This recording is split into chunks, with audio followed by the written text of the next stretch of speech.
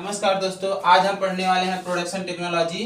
Production technology के दूसरा chapter पढ़ेंगे लेथ। इसमें 5 टॉपिक पढ़ने वाले हैं। पहला प्रिंसिपल ऑफ टर्निंग, दूसरा पढ़ेंगे function of various part of a lathe, तीसरा पढ़ेंगे classification and specification of various types of lathe, चौथा पढ़ेंगे वर्क होल्डिंग डिवाइस, पांचवा पढ़ेंगे लेथ टूल और इसके अंतर्गत ही पैरामीटर्स है।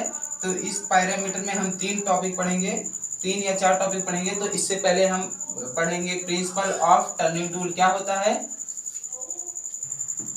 जैसा कि अब हम लेथ का ये पहला टॉपिक अभी हमने डिस्कस किया था, तो पहला टॉपिक प्रिंसिपल ऑफ टर्निंग देखेंगे ये क्या होता है। तो इसका ये डायग्राम है, देखिए कैसे प्रिंसिपल ऑफ टर्निंग की प्रक्रिया की जाती है। ये जो है लेथ स्पिंडल है, ये लाइव सेंटर, ये डेड सेंटर, ये जो है टेल स्टॉक है, ये हमारा टूल है। यही टूल जो आगे पीछे होकर काटता है, ये हमारा वर्कपीस है, इसे वर्कपीस कहते हैं ये वर्कपीस है, ये हमारा वर्कपीस है। देखिए ये वर्कपीस इस टूल के द्वारा काट के यहाँ इतना कट करके इसे ये पूरा वर्कपीस था, इतना कट करके इतना कर दिया है इस टूल के द्वारा। ये हमारा कटिंग टूल है। तो देखिए प्रिंसिपल ऑफ टर्निंग का कुछ ये, तो लेथ में 2 हार्ड और मजबूत सपोर्ट होते हैं। तो इसमें लेथ में 2 हार्ड और मजबूत सपोर्ट होते हैं और इन जिसके बीच कार्य किया जाता है। इसमें 2 हार्ड लेथ में 2 हार्ड और मजबूत एक सपोर्ट्स होंगे जिसके बीच कार्य किया जाएगा, जिसे सेंटर कहा जाता है। तो अब हम पढ़ने वाले हैं प्रोडक्शन टेक्नोलॉजी का ये दूसरा topic classification of lathe machine. दूसरा टॉपिक जो हमने बताया था अभी 5 टॉपिक में से ये दूसरा टॉपिक है क्लासिफिकेशन ऑफ लेथ मशीन। इसी में था classification and specification of a various lathe machine. तो उसी का हम पहले क्लासिफिकेशन पढ़ेंगे, उसके बाद हम स्पेसिफिकेशन पढ़ेंगे। तो पहले हम पढ़ेंगे classification of a lathe machine. इसके अंतर्गत इसमें 6 प्रकार की 7 प्रकार की ये मशीनें होती हैं। तो पहली मशीन जो है हाई स्पीड लेथ, दूसरी है इंजन एंड सेंटर लेथ, तीसरी है बेंच लेथ और चौथी है टूल रूम लेथ और पांचवी है कैस्टन एंड टरट लेथ, छठी है ऑटोमेटिक लेथ, सातवीं है स्पेशल पर्पज लेथ। जैसे ये स्पेशल पर्पज लेथ कुछ ही स्पेशल कार्यों के लिए बनाई जाती है। तो इसमें से सबसे ज़्यादा इम्पोर्टेंट हमारा कैस्टन एंड टरट लेथ है, ये सबसे इम्पोर्टेंट है कैस्टन एंड टरट लेथ। तो इसे हम पढ़ेंगे। इसे सबसे पहले हम हाई स्पीड लेथ को पढ़ेंगे और फिर उसके बाद इसे तो ऐसे करके हम सभी 7 लेथ मशीनों को पढ़ेंगे। तो हम चलिए पढ़ते हैं हाई स्पीड लेथ मशीन क्या होती है। तो अब हम ये हाई स्पीड लेथ पढ़ेंगे, पहला topic classification of lathe machine का। तो जो पहला है high speed lathe. High speed lathe क्या होता है। हाई स्पीड लेथ सभी प्रकार के लेथ में सबसे सरल होता है। हाई स्पीड लेथ जो होता है सभी प्रकार के लेथ, मतलब इसका ऑपरेशन करने में बहुत आसान होता है, ये बहुत कठिन नहीं होता है, इसे चलाना बहुत सरल होता है। यह पावर द्वारा संचालित होती है, मतलब इसके लिए अलग से हमें पावर देनी पड़ती है, जैसे हाथ से भी देते हैं और इसमें मोटर लगी होती है उससे देते हैं। और इसमें आगे इसको देखते हैं, और इसमें एक बेड, एक हेड स्टॉक तथा एक टेल स्टॉक को सपोर्ट करने के लिए एक एडजस्टेबल स्लाइड लगी होती है। हेड स्टॉक, टेल स्टॉक और जो है बेड, उसे एडजस्टेबल करने के लिए इसमें एक स्लाइड लगाई जाती है। स्पिंडल की सभी गति, स्पिंडल की गति 1200, इसमें स्पिंडल की गति जो होती है वो 1200 से 3600 के बीच में होती है। मतलब इसमें जो स्पिंडल चलता है उसकी स्पीड 1200 से लेके 3600 आरपीएम के बीच होती है।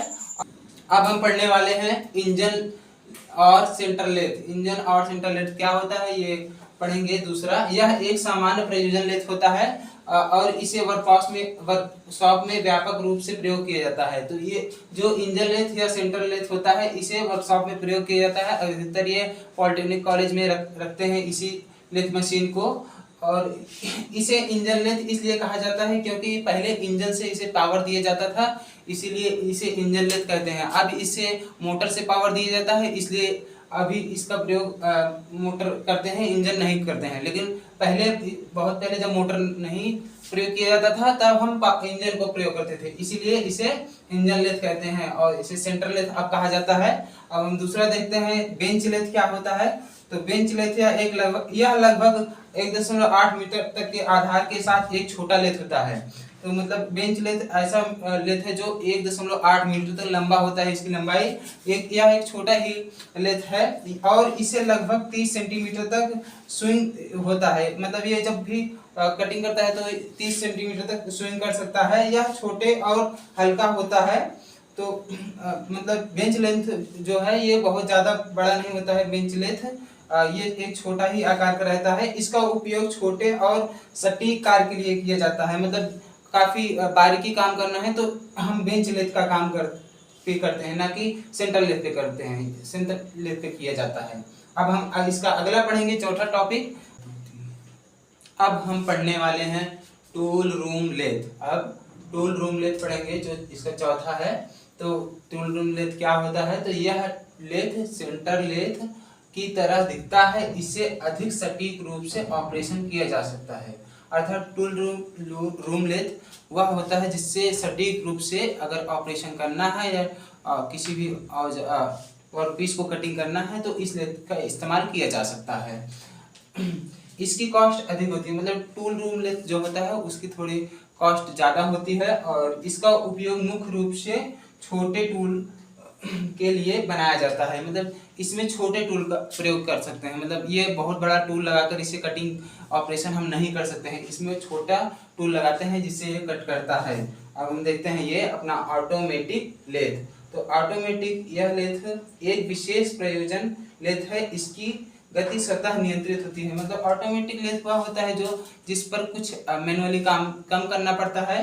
ये इसे एक बार स्टार्ट कर देते हैं तो ये यूज हो जाता है और इसमें ये ऑटोमेटिक रूप से काम करता है। तो इसकी गति जो है वो अपने आप ही नियंत्रित हो जाती है। चलिए अब हम पढ़ते हैं अपना नया अगला टॉपिक, कैस्टन एंड टरेट लेंथ। तो ये हमारा है अगला लेंथ जो है कि कैस्टन एंड टरेट लेंथ। तो टरेट लेंथ क्या होता है पहले ये जानेंगे, फिर कैस्टन लेंथ क्या होता है फिर ये जानेंगे। तो अब पढ़ते हैं टरेट लेंथ। तो इसमें ऑपरेटर को टेल स्टॉक को एक हेक्सागोनल हेड से रिप्लेस किया जाता है जिसे टरेट लेंथ कहते हैं। अर्थात इसमें ऑपरेटर को एक हेक्सागोनल हेड से रिप्लेस कर दिया जाता है जिसे टरेट लेंथ कहते हैं। तो कैस्टन लेंथ टरेट लेंथ के समान होता है लेकिन यह हल्का होता है। टरेट लेंथ के समान ही होता है लेकिन वो उससे हल्का होता है और इसे हल्के कार्य के लिए उपयोग किया जाता है। अब हम पढ़ेंगे स्पेशल पर्पज लेंथ।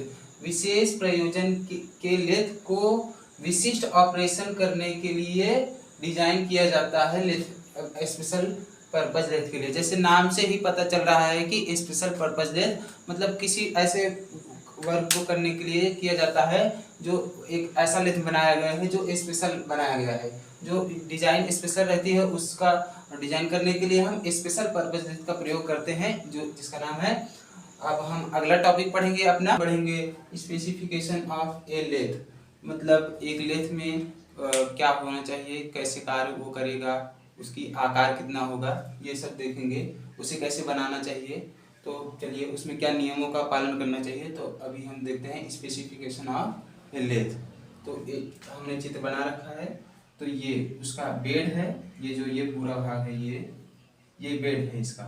ये देखिए बेड, ये है सेडल, ये गैब, और ये लाइफ सेंटर, ये डेड सेंटर है।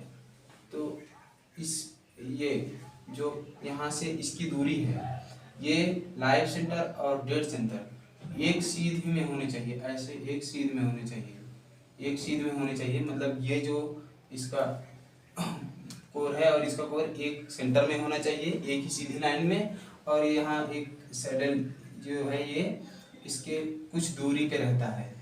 इसकी दूरी निश्चित रहती है L, और इसकी भी दूरी निश्चित की जाती है। ये D इसको देते हैं और इसको L, ये निश्चित होता है और इसमें बनाया जाता है। अब इसका हम और सारा पढ़ेंगे पॉइंट वाइज इसके। चलिए ये देखते हैं स्पेसिफिकेशन ऑफ लेंथ। मतलब अभी हमने एक बड़ा चित्र में देखा था, अभी ये छोटा चित्र बना दिए हैं, उसी में यही चीज़ें पढ़ेंगे। तो इसमें क्या रखते हैं लेंथ में, कितना उसका क्या आकार होना चाहिए। तो पहला जो है आधार की लंबाई, चौड़ाई और गहराई, मतलब ये देखिए गहराई कितना रखनी है, इसकी चौड़ाई कितनी रखनी है और लंबाई कितनी रखनी है, ये सब निश्चित होता है, एक पैमाना होता है, उतने पे बनती है। दूसरा ये है कि आधार की गहराई, अंतराल की गहराई और चौड़ाई, यदि यह अंतराल आधार मतलब गैप बेड लेथ है तो इसमें जो गैप रखेंगे उसे एक निश्चित आकार देते हैं, जिस उसकी भी अलग से एक गहराई रखते हैं। और तीसरा ये स्विंग ओवर गैप, इसमें जो यहाँ पे एक चक लगा होता है उसके कितना तेज स्विंग करेगा उसके लिए भी एक निश्चित गैप देते हैं। वो जैसे यहाँ देखिए इसकी यहाँ से जो हमारा कैरिज लगा होता है उसकी एक उसके लिए एक डी जैसे हम देते हैं दूरी, और इन दोनों सेंटर्स के बीच में एल दूरी देते हैं।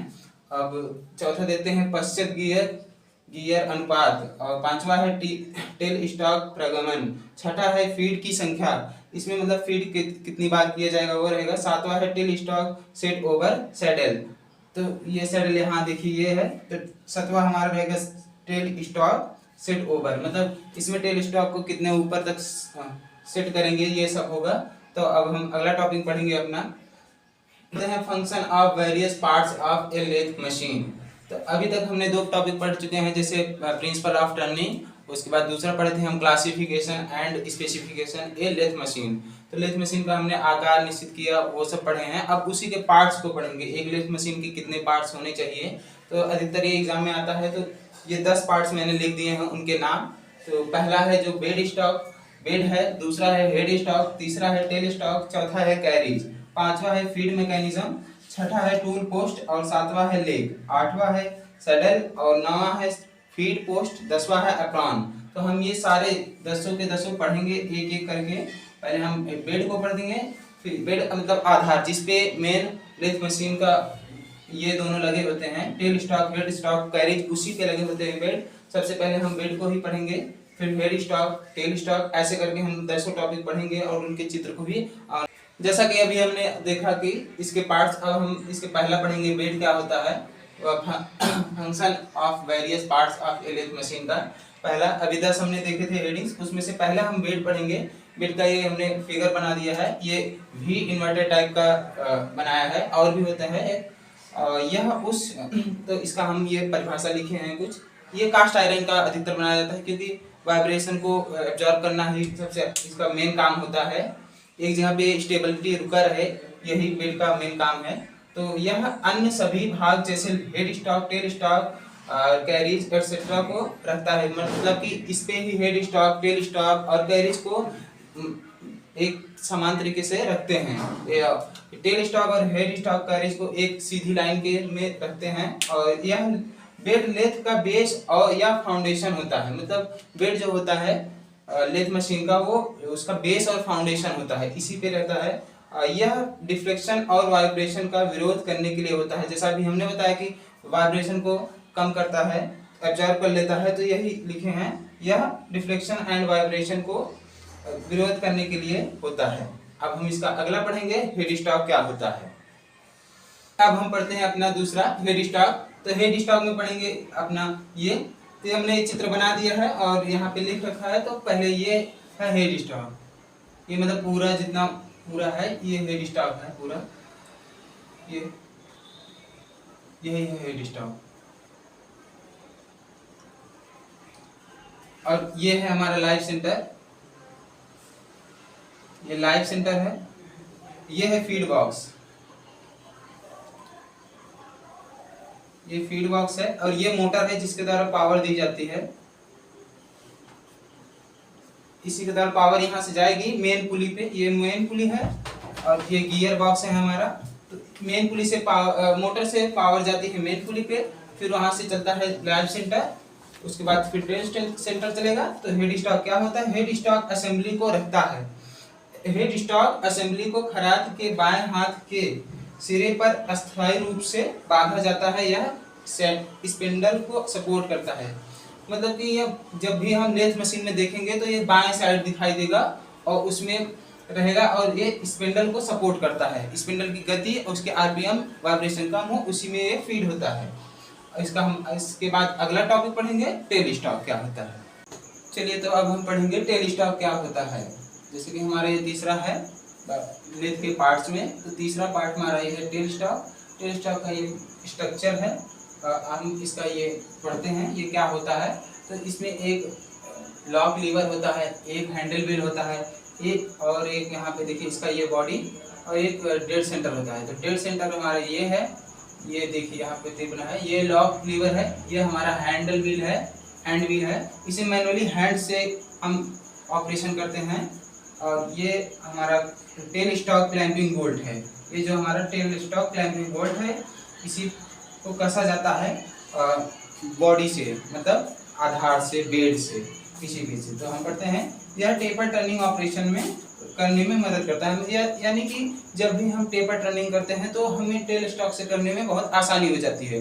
तो टेपर टर्निंग करने के लिए सबसे सरल हमें टेल स्टॉक का प्रयोग करते हैं।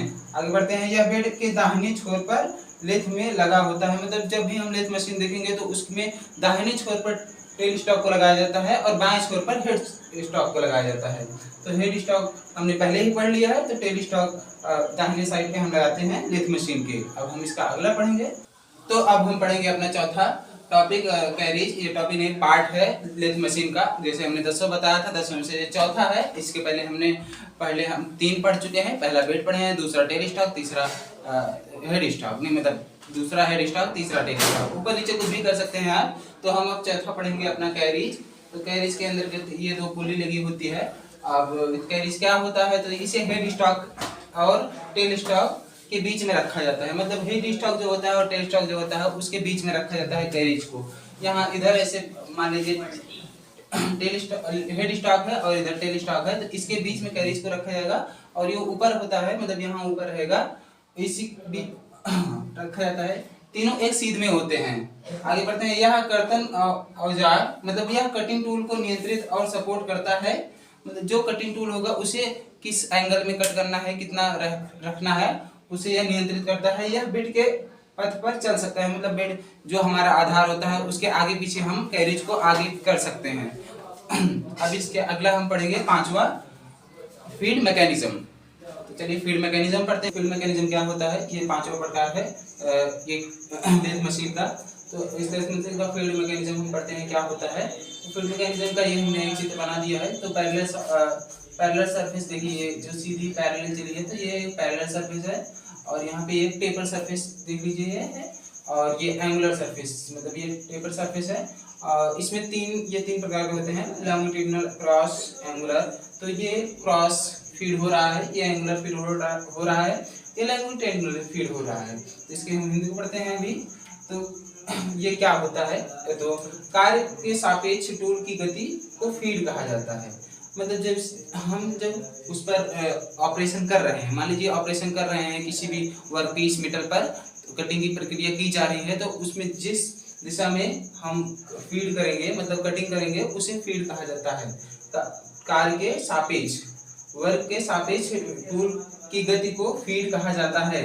एक लेथ टूल में 3 प्रकार के फीड हो सकते हैं, मतलब किसी भी एक लेथ टूल में जो है वो 3 प्रकार के फीड हो सकते हैं। कौन कौन से, cross feed, longitudinal feed, angular feed mechanism. तो हम चलिए, तो अब हम समझ लेते हैं टूल पोस्ट क्या होता है। लेथ मशीन का ये 2 और भाग, इससे पहले हम 5 पढ़ चुके हैं। तो टूल पोस्ट क्या होता है, यह संयुक्त टेक के ऊपर लगा होता है, मतलब जो टेक हमारा होता है उसी पे लगा होता है। टूल पोस्ट को समायोजित करने के लिए संयुक्त टेक में एक टी स्लॉट और मशीनीकृत लगा होता है। तो टी स्लॉट के जैसे मशीनीकृत बनाए रहते हैं, जिसमें हम टूल पोस्ट को सेट करते हैं। अब हम पढ़ते हैं फीड पोस्ट क्या होता है। फीड पोस्ट, इसमें अलग अलग लेथ गियर लगे होते हैं, मतलब फीड पोस्ट जो होता है वो हमारे हेड स्टॉक के नीचे थोड़ा सा लगा होता है, उसी में अलग अलग गियर लगाए गए थे, जिससे हमारा जो हेड स्टॉक है वो ऑपरेट कर सकता है। तो यह लगा होता है, इससे लेथ मशीन का ऑपरेशन सरल हो जाता है, मतलब लेथ मशीन जो है उसका ऑपरेशन सरल हो जाता है। अब इसका हम आगे तीसरा पढ़ेंगे, आगे 3 और। तो अब हम जानेंगे एप्रॉन, लेग और सैडल। तो एप्रॉन क्या होता है, इसे काठी से बांधा जाता है और बेड के सामने लटका दिया जाता है। इसमें हाथ और पावर फीड जाता है, मतलब जो हमारा एप्रॉन है उसे सैडल से बांध दिया जाता है लेथ मशीन में और हाथ से लटका देते हैं। अब लेग क्या होता है, लेग जो होता है ये लेथ मशीन के स्टेबिलिटी और वाइब्रेशन को नहीं होने देता है, तो लेथ मशीन का पूरा भार लेग पर ही होता है। लेग से लेथ मशीन की स्टेबिलिटी बनी रहती है। देखते हैं सैडल क्या है। तो सैडल काठी एक एच आकार की कास्टिंग है जो खराद के मतलब लेथ के हेड पर लगाई जाती है। मतलब लेथ मशीन है उसके हेड पर सैडल को एच आकार की कास्टिंग को लगाई जाती है। आगे देखते हैं, यह हेड स्टॉक और टेल स्टॉक के बीच के पथ स्लाइड करता है। मतलब हेड स्टॉक और टेल स्टॉक है जो उसके बीच में स्लाइड करता है। जहां हमारा कैरिज लगा था उसी पर ये हेड स्टॉक होता है, वो हमने लेथ मशीन में बता रखा है। अब इसका हम अगला टाइप पढ़ेंगे या अगली परिभाषा पढ़ेंगे। वर्क हम पढ़ेंगे work holding device. Work holding device क्या होता है? लेथ मशीन में वर्क होल्डिंग डिवाइस के बीच हम किसी भी वर्कपीस मेटल को कैसे होल्ड करेंगे उसके बारे में जानेंगे। वर्क होल्डिंग डिवाइस वह विधि जिसमें किसी वर्कपीस को एक टेक्निक से होल्ड किया जाता है। मतलब किसी एक टेक्निक से विधि के द्वारा उसे होल्ड किया जाएगा, उसे वर्क होल्डिंग डिवाइस कहते हैं। मतलब टेक्निक ये कह सकते हैं कि जैसे हम कोई भी वर्कपीस लिए हैं, लेथ मशीन में ऐसे उसे बांधें ताकि वो कटिंग हो सके। ऐसा ना कि कटिंग हम करें और वो सही से ऑपरेट ना हो पाए। तो हम इसमें 8 पॉइंट पढ़ेंगे वर्क होल्डिंग डिवाइस में, जिनमें से हमारा मेन 5 होगा, क्योंकि एग्जाम में हम 5 लिखेंगे तो हो जाता है हमारा। तो हम ये 8 पढ़ेंगे जिसमें से 5 को हम मेन पढ़ेंगे और 3 को नहीं। उसे मैं बता दूंगा क्या होता है। तो पहला हमारा होल्डिंग बिटवीन सेंटर, और दूसरा है चक, तीसरा है हमारा कोलेट, चौथा है फेस, और छठा है रेस्ट, पांचवा है हमारा मैंड्रल, सातवां है मिलिंग वाइस, और आठवां है स्पेशल फीचर। तो हम इनमें से ये पहले पढ़ेंगे होल्डिंग बिटवीन सेंटर, दूसरा पढ़ेंगे चक, तीसरा पढ़ेंगे कोलेट्स, चौथा पढ़ेंगे फेस प्लेट क्या होता है, पांचवा रेस्ट। तो इन पांचों को पढ़ते हैं और हम देखते हैं क्या होता है। हम देखते हैं वर्क होल्डिंग डिवाइस। तो वर्क होल्डिंग डिवाइस में हमने अभी जैसे बताया 8 में से हम 5 पढ़ने वाले हैं चित्र के साथ, और बाकी 3 को हम सिर्फ समझा देंगे। तो पहला हम पढ़ेंगे वर्क होल्डिंग बिटवीन सेंटर। तो वर्क होल्डिंग बिटवीन सेंटर मतलब जो हमारा होल्डिंग बिटवीन सेंटर मतलब वर्क जो या मेटल है उसे हम सेंटर्स के बीच में कैसे होल्ड करते हैं उसके बारे में पढ़ेंगे। तो ये उसका चित्र है, देखिए ये हमारा जॉब या वर्क पीस, इसे वर्क पीस भी कह सकते हैं। क्या वर्क पीस? तो हम ये वर्क पीस से जॉब दोनों कह सकते हैं। तो एक मेटल लिए हैं, ये हमारा लाइव सेंटर है, डेड सेंटर है, डेड सेंटर यहाँ लाइव सेंटर है ये।